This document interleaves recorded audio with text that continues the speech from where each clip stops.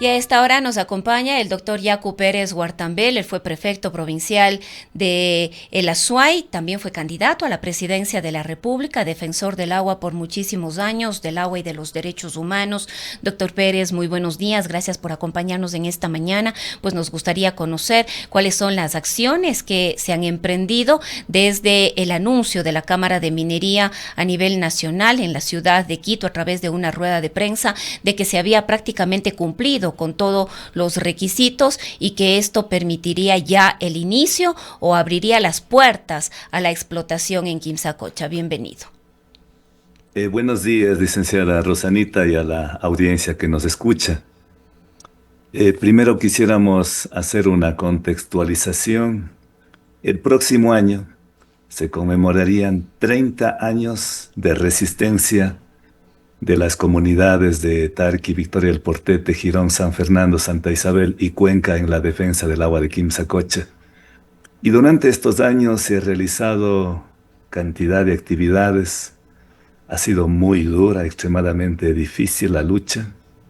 Hemos tenido que soportar encarcelamientos por varias ocasiones, y no solo yo, sino varios. Ha habido muchas formas de agresiones y todo. Pero no solamente ha sido una resistencia en las calles, también ha sido una resistencia jurídica, porque nuestra lucha toda la vida ha sido pacífica. Y es así que en el año 2011 se realizó la primera consulta comunitaria en Victoria del Portete, en donde el 93% de la población dijo no a la minería. 8 años después, tuvo que pasar 8 años porque el Consejo Nacional Electoral no nos daba paso. Y si no era por la presión de las comunidades y la presencia del doctor Gustavo Vega Delgado en el Consejo Nacional Electoral, no se hubiese dado la consulta popular en Girón en el 2019, en el que el 87% de la población dijo no a la minería. Y finalmente la consulta del 2021 en Cuenca, en donde igualmente más del 80% dijo no a la minería y sí al agua. Luego, como el gobierno nacional, todos los gobiernos, de Correa, Moreno, Lasso y ahora Noboa, han apostado ciegamente por el extractivismo. Presentamos una acción de protección eh, proponiéndoles al juez que declare la vulneración de varios derechos. Y uno de ellos, el doctor Carlos Eduardo Cárdenas, el 20 de julio del 2022, declaró la vulneración del derecho a la consulta previa, misma que apelamos porque no solamente era la vulneración a la consulta previa, sino a la consulta ambiental, los derechos a la naturaleza y otros derechos. Y la Corte de Justicia de Cuenca, el 28 de agosto del 2023, confirmó aquella sentencia, indicando que tienen que, previo a realizar los siguientes pasos, cumplir con una serie de requisitos, desde técnicos, científicos y también las consultas. Inconformes con esta decisión, la empresa minera como el Estado Nacional presentó un recurso extraordinario de protección ante la Corte Constitucional, misma que el 19 de enero del 2024 desestimó, ordenó su archivo y dijo que no hay ninguna violación al debido proceso. Por lo tanto, la sentencia de la Sala Especializada de lo Civil y Mercantil de Cuenca quedó en firme. Paralelamente, la empresa minera y el Estado, sobre todo la empresa minera y la Cámara Nacional de Minería, presentaron una demanda de inconstitucionalidad a la consulta popular realizada en Girón. Ventajosamente, con fecha 21 de noviembre del 2024, la Corte Constitucional desestimó y mandó al archivo aquella demanda de inconstitucionalidad. Es decir, todos los juicios planteados en la Corte de Justicia, en la Corte Constitucional, hemos ganado y han perdido olímpicamente el Estado y las mineras. Todas las consultas realizadas de manera legítima, el pueblo se ha pronunciado a favor de la protección del agua. Y la única consulta que aparece que el 100% de la comunidad de Escaleras ha apoyado a la minera. Esa es la consulta fraudulenta, una consulta viciada de nulidad, una consulta inconsulta, una consulta que nunca se ha dado. Cuando se pretendió dar en una ocasión, fueron allá al centro militar en Portete, en ese lugar, con más de un centenar de militares y policías pretendieron hacer la consulta previa, hecho que vulnera flagrantemente el convenio 169 de la OIT, que dice en su artículo 6 que cualquier proceso, cualquier actividad extractiva en comunidades ancestrales, previo a esa actividad, a ese inicio, tiene que darse una consulta previa, libre e informada.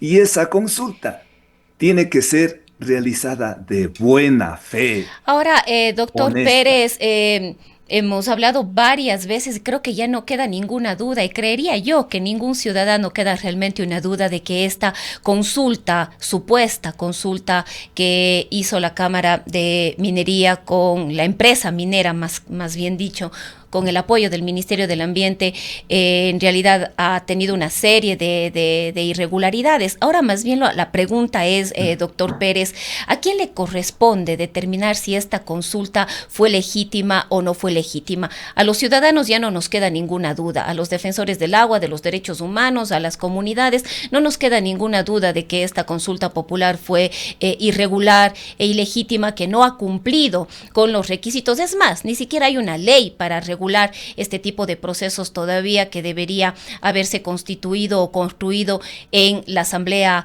Nacional. No obstante, nos preguntamos, doctor Pérez, ¿a quién le corresponde?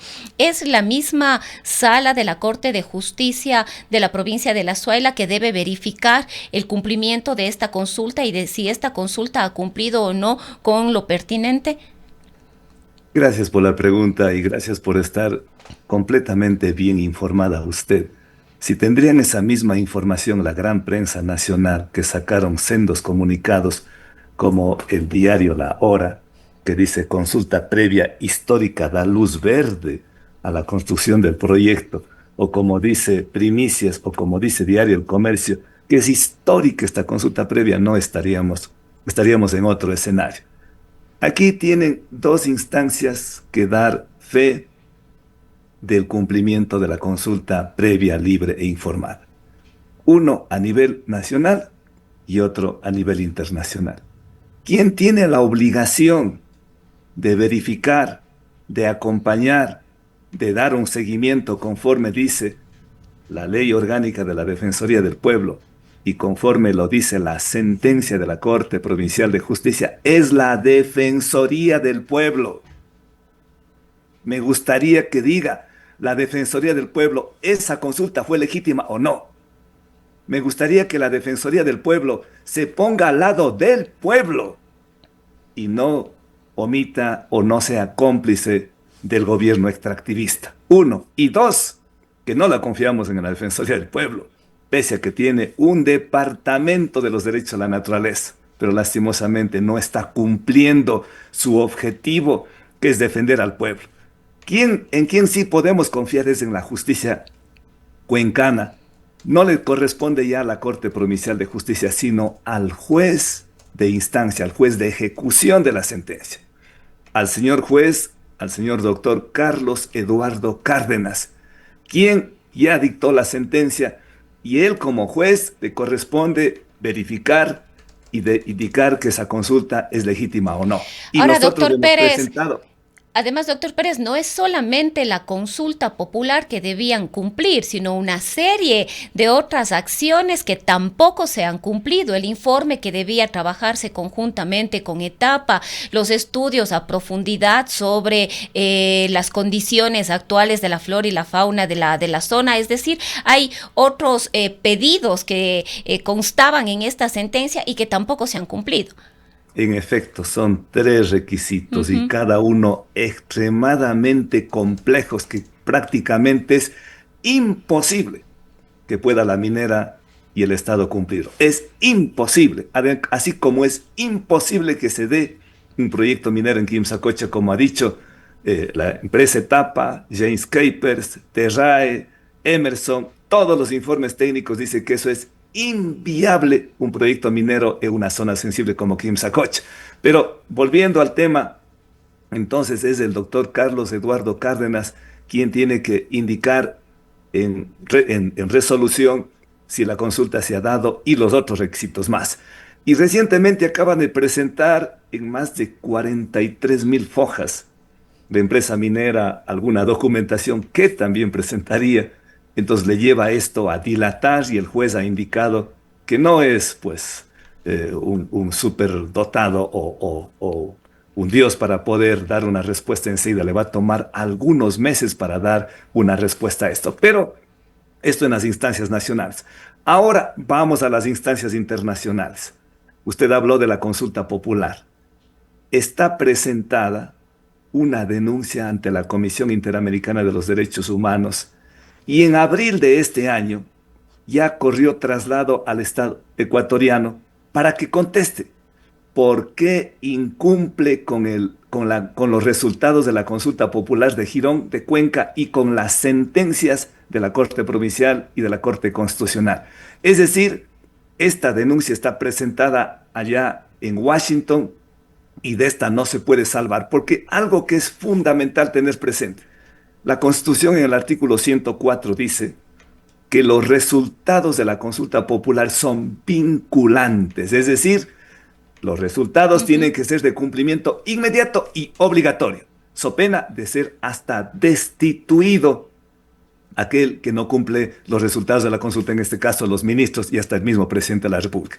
Pero a más de esto, y ahora enfocándome en la consulta previa, libre e informada, el Ecuador es parte suscriptor del convenio 169 de la OIT y es parte suscriptor del convenio de Viena y es parte suscriptor del convenio internacional contra la discriminación racial y es parte suscriptor de la Convención Americana de los Derechos Humanos. Entonces, si es parte suscriptor, aplicando el Corpus Juris Internacional, estamos presentando varias acciones.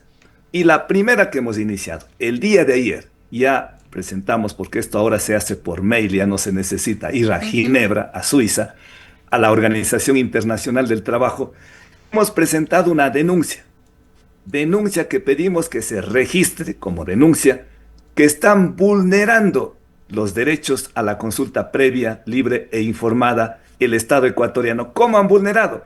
Porque la consulta previa tiene que ser libre, no tiene que ser con amenazas, con coacción, con presencias de policías y militares. Dos, esa consulta tiene que ser de buena fe. Tiene que buscar encontrar un acuerdo o el consentimiento de la comunidad. Tres, tiene que ser suficientemente informada la comunidad absolutamente sobre los riesgos, sobre los impactos ambientales, sobre lo que pasaría, lo que está diciendo Etapa, lo que está diciendo los cuencanos, los riesgos ecológicos que pueden producir. Tienen que ser adecuadamente realizados de acuerdo a sus cosmovisiones, a su cultura, a su filosofía de la comunidad. Y nada de eso, absolutamente nada de eso, se ha cumplido, se ha aplicado. Entonces, allá va dirigido esta denuncia. Dos, pedimos que se realice una investigación técnica, la Organización Internacional de Trabajo, y que tienen que pedir al Estado que presenten todos los informes. Y ojo, hay una actuación fraudulenta, porque dice, de acuerdo a la Cámara Nacional de Minería, que los de la OIT, funcionarios de la OIT, habrían acompañado para realizar la consulta previa. La pregunta, ¿a dónde les llevaron a los funcionarios de la Organización Internacional del Trabajo? Si a la comunidad de Escaleras, que estamos tan cerca de Cuenca, jamás han llegado. Tiene que hacerse una investigación. También solicitamos que se abstenga de avalizar, de legitimar esta consulta previa a la OIT. Y finalmente, pedimos que en ejercicio de los derechos consagrados en estos convenios y tratados internacionales, el derecho a la libre determinación, el derecho a la autonomía, el derecho a la consulta previa, permítanles tomar la decisión a la comunidad de Escaleras. Entonces, esto va dirigido a la Organización Internacional del Trabajo, Va a tomar un tiempito, pero son instancias que hay que ir agotando. Y la próxima semana presentaremos también más información ante la Comisión Interamericana de los Derechos Humanos y la siguiente presentaremos otra denuncia ante el Comité de Expertos sobre convenciones y recomendaciones de las Naciones Unidas. Y Ahora, doctor finalmente, Pérez, lo que preocupa un poco aquí es los tiempos que estas organizaciones internacionales se toman para dar una respuesta y la voluntad de acoger estas resoluciones o estos dictámenes de las entidades internacionales aquí en el país. ¿Esto oficialmente se ha conocido o hay rumores de que la empresa minera que está en Quimsacocha, Dundee Precious Metals, arrancaría? Inicialmente se decía el 25, es decir, el día de mañana, pero se ha dicho que en estos días la minera podría ya tomarse este sector y arrancar con la explotación de minerales en esta zona. ¿Qué conoce usted al respecto? ¿Estos son solo rumores? ¿Hay algún antecedente que nos pueda decir que esto es real? ¿La minera tendría ya intenciones? ¿Puede la minera, sin un visto bueno de la justicia, iniciar con este proceso? Coméntenos, por favor. nosotros vivimos, al menos en teoría, en un Estado constitucional de derechos y justicia. Aquí nadie está por encima de la Constitución. Por más ministro, por más presidente que sea, por más minera que haya hecho lo que ha hecho en Namibia y en otros lugares, por más millones de dólares que tenga, en el Ecuador, primero la consulta de Girón y de Cuenca se respeta. Uno. Dos, en Cuenca hay una sentencia y la sentencia dice, previo, esto quiero que escuchen bien y tengamos de presente, previo a pasar a las siguientes etapas, debe el Estado ecuatoriano y la minera cumplir con estos tres requisitos: informes, estudios sobre hidrogeología, prelación del agua, el estudio científico de las afecciones en el área recreacional de Quimsacocha, en función al estudio que presentara quien en vida fue ese científico cuencano Galo Ordóñez Espinosa. Tiene que presentar todo un inventario de flora y fauna. Y nada de eso ha cumplido. Presentaron unos informes tan precarios que es de Ripley, que no tiene de científico nada de Quito, y con eso pretenden sorprender al juez. Y solo el juez es quien puede decir si ha cumplido con los informes y pase la siguiente fase. ¿Cuál es la siguiente fase?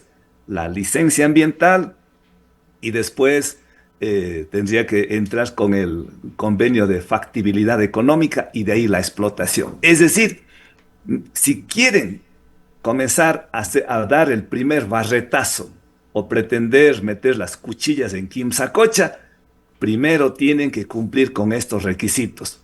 Todos los requisitos emanados por la Corte Provincial de Justicia, y luego que el juez indique que sí lo han cumplido, y de ahí la licencia ambiental y el resto. Así es que no pueden hacer, bajo el estricto sentido jurídico, no pueden hacer. Si quieren irse por encima de las leyes, por encima de las sentencias, por encima del pronunciamiento de los azuayos, ahí es otra cosa. Pero ahí también tendrán que enfrentarse a un pueblo que está de pie, que ha levantado la voz y que 30 años de lucha no lo vamos a perder en 3 días. Así es que lo que sí pedimos es que los cuencanos nos despertemos, nos activemos. Hay que ser, les invito a ser militantes de la vida. No podemos quedarnos con esa pasmosa indiferencia, como que nuestros corazones están metidos en el congelador y que no nos pasa nada. Cuencanos, si entra la minería en Quimsacocha, no solamente que nos vamos a secarnos de agua, sino que vamos a ser contaminados por arsénico. Y el arsénico es la materia prima del racumín, que es para eliminar a los roedores. Nosotros no somos roedores. Nosotros hemos vivido históricamente en esta cuenca, que es una de las ciudades, de las más fecundas, preciosas, bellísimas, que ha sido inspiración para poetas y científicos. Y solo uno cuando sale de la ciudad valora tanto la ciudad de Cuenca. Y por eso creo que es un deber imperativo de levantar la voz, y por eso nuestro llamado a las universidades, a los docentes, a todos militantes de la vida. No podemos quedarnos que solamente los campesinos, los indígenas de Escaleras, de Victoria del Portete, de San Gerardo, de Girón, de San Fernando, de Santa Isabel luchen. Luchemos todos, porque esta lucha es de todos, y sobre todo pensando no egoístamente, sino pensando por nuestra responsabilidad intergeneracional. Hay que pensar en nuestros hijos y los hijos de nuestros hijos. Bien, queremos agradecerle, doctor Pérez, por este diálogo la mañana de hoy. Un lindo día, cuídese, Rosanita.